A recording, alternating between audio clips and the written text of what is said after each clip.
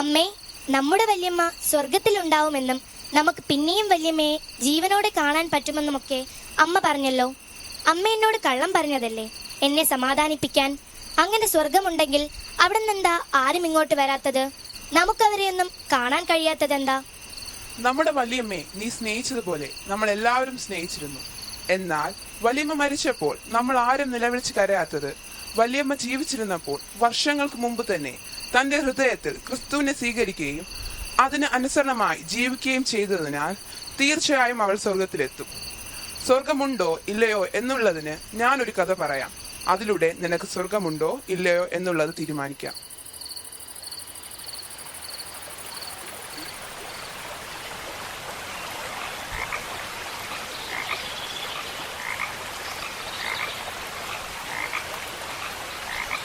നീ എവിടെ നിന്ന് വരുന്നു? ഞാൻ 1-2 ദിവസം കുളത്തിന് പുറത്തായിരുന്നു. കുളത്തിന് വെളിയിലോ? അവിടെ എന്താണുള്ളത്? അവിടെ നിങ്ങൾ ഇതുവരെ കാണാത്ത വളരെ ഭംഗിയുള്ള പലതുമുണ്ട്. എന്നെയും ഒരു ദിവസം അങ്ങോട്ട് കൊണ്ടുപോകുമോ? തീർച്ചയായും.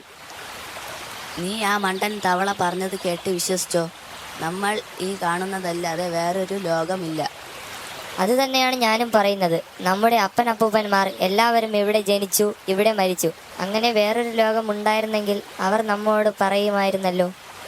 ഞാൻ എന്തായാലും ഒരു തീരുമാനമെടുത്തു. ഞാൻ പുറം ലോകം കാണാൻ പോകും.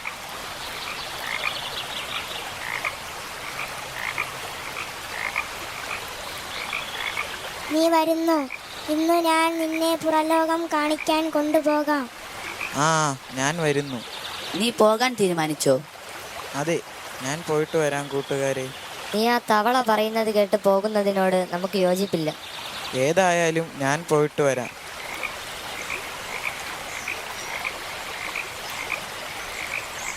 അയ്യോ ചേട്ടാ, ഞാനിപ്പോൾ മരിക്കും. ശ്വാസം കിട്ടുന്നില്ല. എന്നെ പെട്ടെന്ന് കുളത്തിൽ വിട്ടോ. അയ്യോ, ഞാനിപ്പോൾ മരിക്കും. ശരി ശരി, ഞാൻ നിന്നെ തിരികെ കൊണ്ടുവിടാം.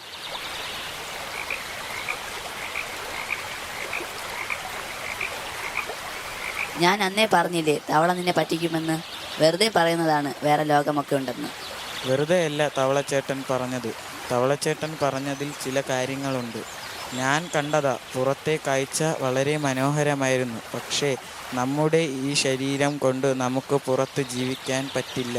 എന്നാൽ പുറത്തുള്ള ലോകത്ത് ജീവിക്കാൻ കഴിയുന്ന രീതിയിൽ നമ്മളിൽ ചില രൂപമാറ്റങ്ങൾ ഉണ്ടായാൽ നമുക്ക് അതിന് സാധിക്കും. ഞാൻ അതിനു വേണ്ടി പരിശ്രമിക്കും. ശരി ശരി, നീ പരിശ്രമിക്കൂ. നീ വരുന്നോ? റെഡിയാണോ? നിനക്ക് പുറത്തു വരാൻ കഴിയുമോ? നീ ഏതായാലും പുറത്തു പോകാൻ തീരുമാനിച്ചല്ലോ. പോയിട്ട് വന്ന് ഞങ്ങളെയും കൊണ്ടുപോകുമോ? അവിടുത്തെ വിവരങ്ങളൊക്കെ ഞങ്ങളോട് വന്ന് പറയണം. അങ്ങനെ ഒരു രോഗമുണ്ടെങ്കിൽ ഞങ്ങളും വരാം.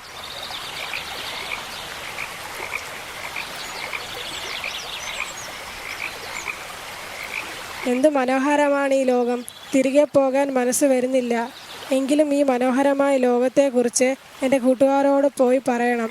അതിനാൽ തിരികെ പോകണം. അത് നല്ല കാര്യം. അവരും വിശ്വസിക്കുകയും ഈ സന്തോഷത്തിൽ അവരും പങ്കുചേരട്ടെ.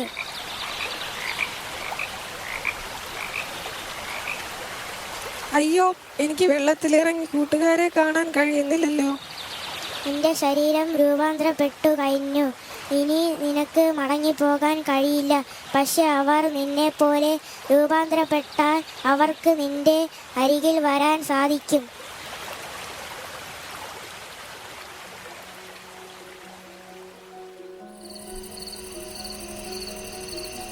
ഈ കഥയിൽ നിന്ന് നിനക്ക് എന്ത് മനസ്സിലായി?